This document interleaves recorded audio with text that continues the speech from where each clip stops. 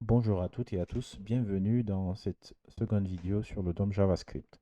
Alors, dans la précédente vidéo, on a parlé du query selector. Dans cette vidéo, on va parler de d'autres notions, notamment le query selector all, la méthode for each, et puis la conversion d'une node list en tableau et l'usage au fait de certaines méthodes sur les tableaux. Donc, sans plus tarder, on va mettre une structure supplémentaire. Ici, ce qu'on va faire, c'est de créer une liste non ordonnée LI. Il y aura 3 LI, donc 3 lignes. Et puis à chaque ligne, on va associer au fait la classe item. D'accord? Et puis dans le premier élément, on va mettre pomme. Dans le deuxième, ça sera banane.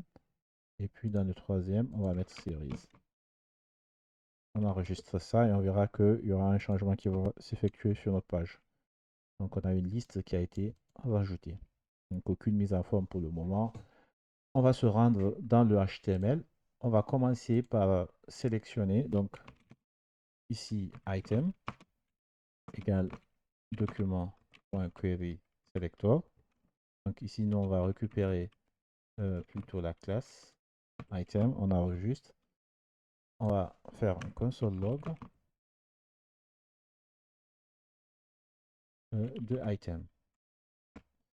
Et puis on va faire un constat. On enregistre, on clique droit inspecter. On se rend dans l'onglet console. Et puis là, dans la console, on voit qu'on n'a que la pomme. Donc, toujours le query selector. Le query selector, en fait, il parcourt notre DOM. À partir du moment où il rencontre la première occurrence, il ignore le reste. Et si on veut récupérer en fait, tous les éléments qui ont la classe item, à la place du query selector, on va prendre un query selector all. On va ici donc mettre item ici pour que ça soit plus cohérent. D'accord? Et je vais mettre ici query selector all. Et puis, CTRL-C et CTRL-V, j'enregistre. Et voilà, donc on voit qu'on a une node liste au fait qui a 3 LI. Et puis, si par exemple on prend donc items.length,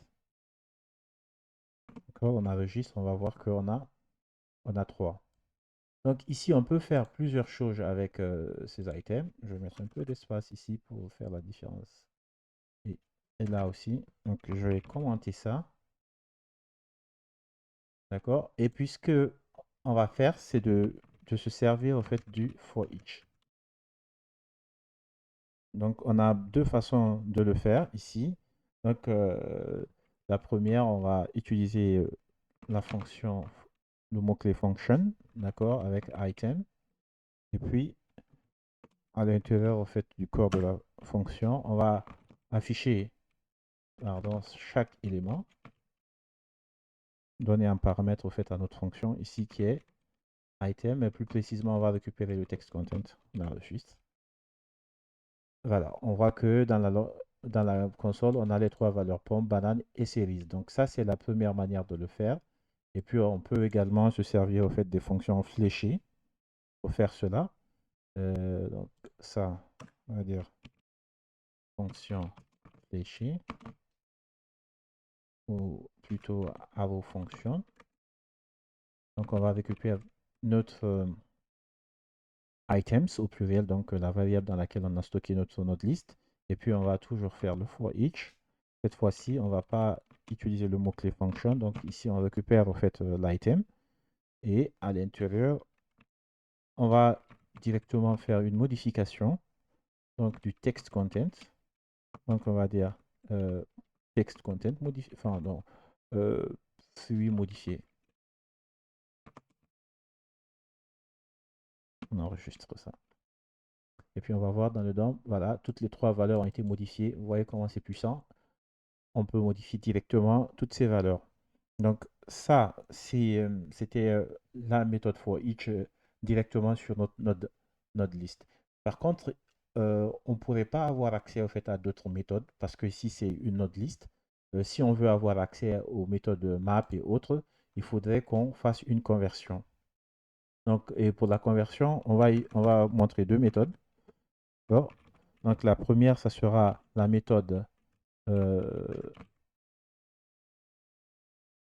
arrayForm. D'accord. Et ici, donc, on va dire qu'on a besoin, donc on va dire array égale de la méthode arrayFrom qu'on va appeler.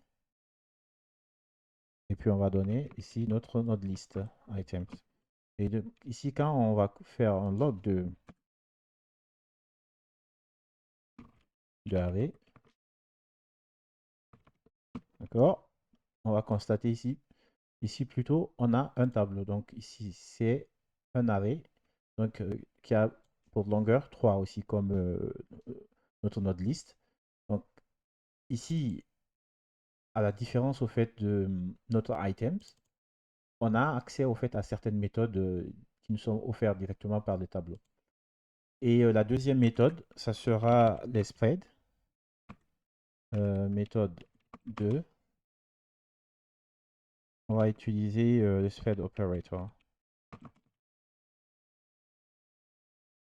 D'accord? Qui se matérialise par ces 3 points. Donc ici, on va dire donc const array2 qui est égal. On va ouvrir les crochets, donc 3 points items. D'accord? Et après, on enregistre. On peut loguer aussi cette valeur de array2. On enregistre. On aura 2 fois là, donc on peut commenter ici array, enregistrer, comme ça on est sûr que c'est la deuxième valeur effectivement qui s'affiche, qui est aussi un tableau. Donc on a la possibilité au fait de convertir les nodes listes directement à travers ces deux méthodes, soit le arrayFrom ou le spread operator. Donc ici maintenant qu'on a cette modification effectuée, cette conversion, on peut faire usage de la méthode map.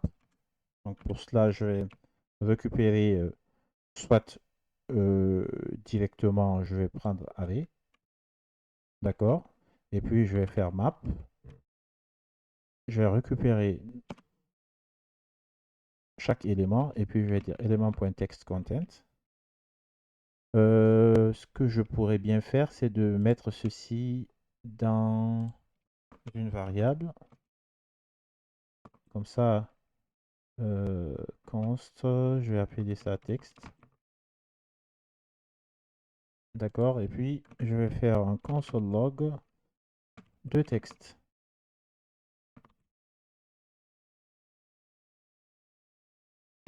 Allez, c'est bon. Donc voilà, on a ici, on a notre console log, on va commenter ça. J'enregistre. Voilà, donc on récupère en fait les trois, comment on appelle ça, les trois éléments qui sont présents en fait dans notre DOM, le text content, et puis on les affiche. Donc voilà, ça c'était le cas d'usage du map. On pourrait aussi faire le cas d'usage du filter, d'accord? Et on va récupérer, on va bon, les mettre encore dans une, on va dire ici le plus long, enfin les plus longs. Donc ça sera le feuillet qui a le plus long, enfin qui a un certain nombre de chaînes de caractères ici, on va dire donc à part supérieur ou égal à 5. Alors CTRL Z. Donc ici en long, on va allez, on va modifier directement le items, ok, avec le spread operator pour montrer que ça marche. Donc ici on a un tableau. D'accord, parce que ici, items, ici c'est une node list. Donc avec le spread operator, on le transforme en tableau, ce qui nous donne au fait accès à la méthode filter. Donc on va filtrer avec cette condition. Donc c'est pour dire que on va récupérer chaque élément. Et puis on aura la condition suivante. Donc c'est sera élément.textContent.length. Ce qui nous donne au fait la longueur de chaque élément. C'est-à-dire on va avoir la longueur de pomme, la longueur de, comment dirais-je, de bananes et cerises, mais attention parce qu'on les a modifiées ici, là. Pour cela, il faut que je commente pour que j'ai les valeurs originales parce qu'ici, on a fruits modifiés on avait réassigné au fait les différentes valeurs ici. Donc, j'enregistre pour que j'ai les bonnes valeurs ici, là. Donc, on a pomme, banane et cerises. Et nous, ce qu'on va faire ici, c'est de dire, on n'a pas fini, d'accord, c'est de mettre la condition donc supérieure, pardon, à 5.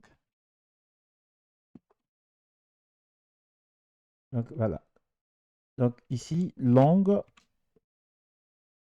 euh, on va faire quoi? On va faire déjà un console log, voir ce que ça donne. Pardon, j'enregistre et puis on va constater. Donc voilà, ici on a deux items, d'accord? Donc ici on a une table de deux items. Enfin, ce sont les items au fait dont le nombre de caractères dépasse 5, donc 6. Donc pomme, on voit que ici on a 5 caractères et banane et cerise, c'est plus que 5 caractères. Je crois que c'est 6 là, 6 également. On peut, pour démontrer qu'effectivement c'est banane et cerise qui sont en fait dans long, qu'est-ce qu'on peut faire ici? C'est de dire je vais prendre long, d'accord? On va faire un for each. Et pour cela, on va faire quoi? On va prendre item ou on peut dire élément. Et puis, on va dire console log, d'accord, de chaque élément. Point text, pas text node, plutôt text content. On enregistre.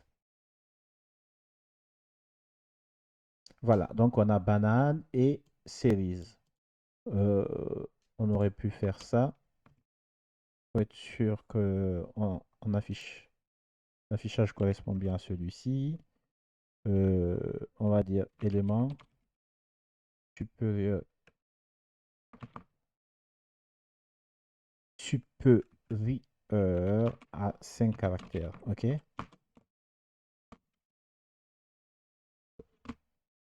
On va mettre la virgule ici pour qu'il comprenne bien ce qu'on lui dit. Donc voilà, on a ici les éléments en fait supérieurs à 5 caractères, c'est banane et cerise. Donc voilà, on va s'arrêter là pour cette vidéo. Merci et à la prochaine.